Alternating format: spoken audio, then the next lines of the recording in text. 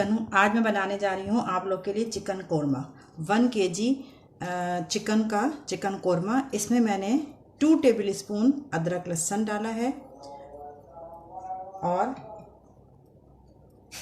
1 table spoon नमक, 2 table spoon पिसी हुई धनिया, 1 टेबल स्पून पिसी हुई लाल मिर्च, हाफ़ टी स्पून हल्दी, हाफ़ टी स्पून पिसा ये लाल मिर्च है, कश्मीरी लाल मिर्च, और हाफ़ टी स्पून जायफल जावित्री का पाउडर मिक्स करा हुआ है। ये सब मैं मिक्स कर दूंगी, इसमें मिक्स करूंगी और फिर आपको बताती हूँ कि मैं क्या कर रही हूँ।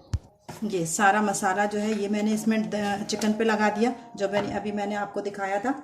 और उसके बाद ये 1 किलो चिकन है, तो ये मैंने तकरीबन 500 ग्राम से थोड़ी कम, 400 ग्राम कर ले। 400 ग्राम जो है वो मैंने प्याज को रेड करके ब्राउन करके और ये इसको चूरा कर लिया। अच्छा, इसको चॉपर में पीसिएगा नहीं बिल्कुल बारीक, वरना तो दानेदार फिर कोरमा नहीं बनेगा। इसको मैंने फ्राई करके पहले कागज़ पे निकाला, ब्राउन है, बटर पेपर है, किसी भी कागज़ पे निकाल के जब वो थोड़ी ड्राई हो जाए तो इसकी एक टिप बता रही हूँ मैं, 2 मिनट के लिए 3 मिनट के लिए इस प्याज को फ्रीज़र में रख दें।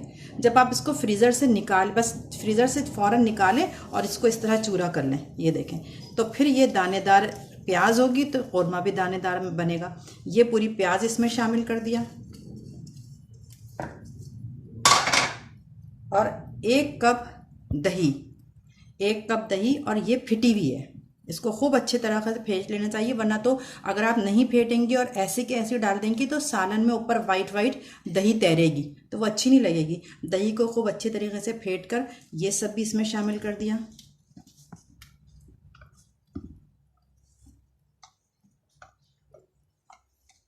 ये अब मैं इसको सबको मिक्स करके मैरिनेट करके, इसको आप जो है कम से कम आधे घंटे तो ज़रूर मैरिनेट करें, ठीक है। और अगर चाहें तो इस स्टेज पे आप इसको मैरिनेट करके और ओवरनाइट भी आप रख सकते हैं। जैसे आपको कल आपके यहाँ दावत है, आपको कोरमा बनाना है, तो आप इतना काम करके आज रख दें और फिर कल जो है इस कोरमा चढ़ाइएगा, तो इसमें भी जायका आ जाता है, चिकन में भी, और कोरमा भी बहुत अच्छा बनता है। लेकिन ये कि मैं जो हूँ अभी आपको आधे घंटे के बाद बताती हूँ कि फिर मैं इसको चढ़ाऊँगी किस तरह पाइप में।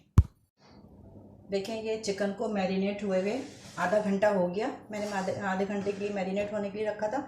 अब ये वही ऑयल है जिसमें मैंने प्याज फ्राई की थी। आपको थोड़ा थोड़ा ये नज़र भी आ रहा होगा इसमें प्याज पड़ी, लेकिन ये है कि ये इस तरह प्याज रहने दें। ये जो इसमें प्याज आपको नज़र आ रही है ना, प्याज पड़ी हुई, इसको प्याज इसमें रहने देंगे।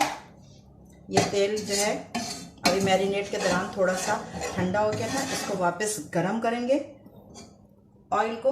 और ये थोड़े से गरम मसाला ये मैंने रखा हुआ है, 4-5 छोटी इलायची है, एक इतना बड़ा दालचीनी का टुकड़ा है, 5-6 लौंग है, 5-6 काली मिर्च है, एक बड़ी इलायची है। ये सब मैं पहले ऑयल में डाल दूंगी ताकि ये थोड़ा सा कड़कड़ा जाए, ठीक है। इसको पहले थोड़ा सा इसका जायका जो है इन सब गरम मसालों का कोरमे में आने देंगे।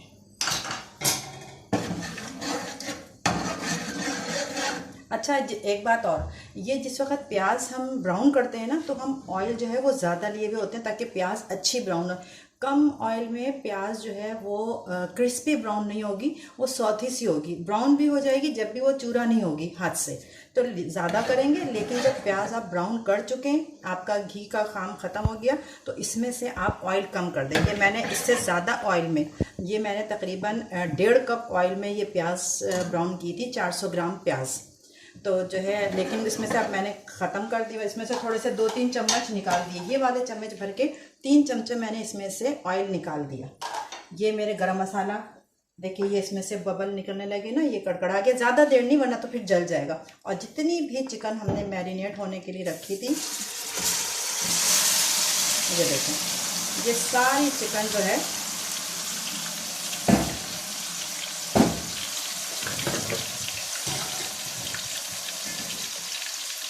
इसमें डाल के ये मैं चला लूँगी।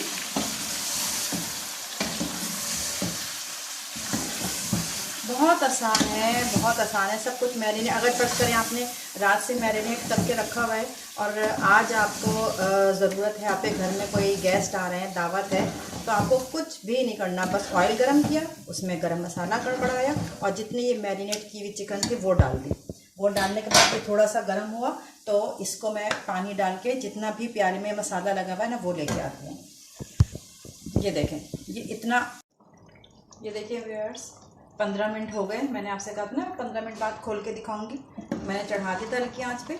ये 15 मिनट हो गए और ये देखिए सालन वैसे तो बिल्कुल रेडी है, लेकिन अगर किसी को इससे पतला रखना है, थोड़ा सा और ग्रेवी को पतला करना है तो वो थोड़ा सा पानी डाल दे, बिल्कुल ज़रा सा, ताकि ये पकने के दौरान ही बस चिकन भी गल गई है। बस जब ये थोड़ा सा पानी डाला है ना, मैंने मेरे ख्याल में 3-4 टेबल स्पून डाले हैं बस। ये देखें इसके, ये ज़रा पानी पक जाए उसके बाद इसमें मैं डालूँगी बिल्कुल बंद करते वक्त। जब ये पानी पक जाएगा ना, अब ये 2-3 मिनट और पकाऊँगी मैं बस। ये कौरमा तैयार है, चिकन सारी गल गई है बिल्कुल। आप ये देखें चिकन सारी गल गई है। ये देखें नज़र आ रहा है ना, इसका पीस अलग हुआ हुआ, ये हड्डी छोड़ने लगे ना तो समझो चिकन गल गई। ये चिकन गल गई है। बस मैं सिर्फ 1-2 मिनट इसलिए पका रही हूँ और कि अभी मैंने थोड़ा सा पानी डाला है इसमें, ठीक है। ये करने के बाद जब एंड होगा ना, बिल्कुल मैं चूल्हा बंद कर दूँगी।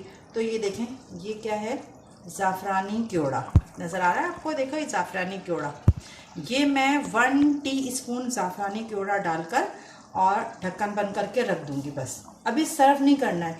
जब आपका कौरमा तैयार हो जाए, आप जो है 1 टेबलस्पून ज़ाफ़रानी क्योड़ा डाल के और इस तरह ढक्कन बंद कर दें, चूल्हा भी बंद कर दें, पतीली का ढक्कन भी बंद कर दें ज़ाफ़रानी क्योड़ा डालकर। बस उसके अंदर जो है फिर कौरमे की आप खुशबू देखिएगा। और ये बिल्कुल आम पंसार की दुकान से, जहाँ पे हल्दी नमक मिर्च वगैरह सब पीसे मिलते, वहीं पे मिल जाएगा। और बस ये आपका कौरमा रेडी हो गया। अब सब सर्व करते वक्त आप जो है ना हरी धनिया, वो कटी हुई अदरक वगैरह सब डालेंगे। तो अभी तो मैं सर्व नहीं कर रही, अभी तो मैं क्योड़ा डाल के बंद कर दूँगी। फिर जब मुझे मेरे गेस्ट आ जाएंगे, मैं उनके आगे सर्व करूँगी तो आपको डिश दिखा दूँगी, तो फिर मैं कटी हुई अदरक वगैरह सब डाल दूँगी। ये देखिए मैंने ये ज़ाफ़रानी क्योड़ा डालने के बाद पतीली को ढक के रख दिया था ना, तकरीबन 10-15 मिनट के बाद मैंने, अब इसके सालन के अंदर क्योड़े की खुशबू बिल्कुल बस गई है।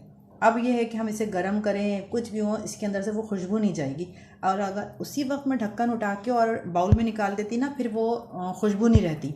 इसको मैंने हरी धनिया और अदरक से डेकोरेट कर दिया और ये है मेरा चिकन कौरमा तैयार, ठीक है। एंजॉय करें और प्लीज़ अगर ये वीडियो मेरी कौरमे की पसंद आए तो लाइक भी करिएगा, शेयर भी करिएगा और सब्सक्राइब भी करिएगा।